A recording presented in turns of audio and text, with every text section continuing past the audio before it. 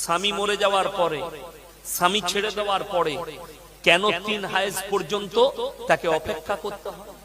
4 মাস 10 দিন ইসলাম কেন দিল? আমরা নয়, আমরা তো পালন করেছি, আমরা হুকুমটা মেনেছি। আর গবেষণা করেছে আমেরিকা, লন্ডন, ব্রিটেন, জাপান, জার্মানের বৈজ্ঞানিকরা। কেন কোরআনে 4 মাস 10 দিন বলা হলো? তারা যে সূত্র খুঁজে পেয়েছে, একজন বেঈমান কাফের ডাক্তার সেই সূত্র দেখে কালমা পড়ে মুসলমান হয়ে গেছে। জোরে বলুন সুবহানাল্লাহ। সূত্রটা কি? আমাদের দেশে দেখবেন ধর্ষণ হয়, হয় না? হয় না? ধর্ষণ হয়। এই অনেকজন ধর্ষণের কেস দিচ্ছে, আমাকে ধর্ষণ করেছে, এই করেছে, ওই করেছে। তাদের মেডিকেল চেকআপ হয় না? হয় না? যে ছেলেটা আমাকে ফোন করেছিল, বললে আমি হসপিটালে আছি। কেন? পুলিশে নিয়ে এসেছে আমার স্ত্রীর মেডিকেল চেকআপ।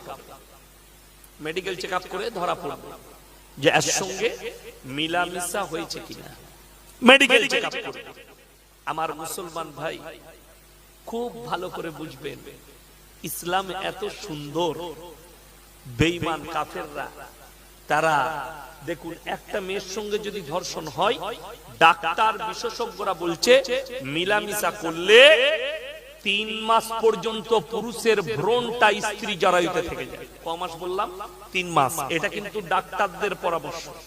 ওই জন্য তার ভ্রূণটা পরীক্ষা করলে ধরা পড়ে যায় এর সঙ্গে ধর্ষণ হয়েছে কি।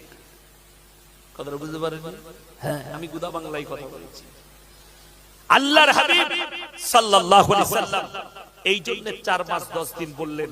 কোরআনে বলা হয়েছে যখন স্বামী মারা যাবে কিংবা স্বামী ছেড়ে দিবে, তার স্ত্রী জরায়ুতে যদি ভ্রূণ থেকে যায়, 3 মাস পেরিয়ে গেলে ভ্রূণটা নষ্ট হয়ে যাবে।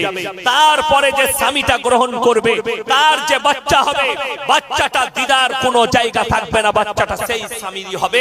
আগের স্বামী হবার কোনো প্রশ্নই নাই। জোরে বলুন সুবহানাল্লাহ।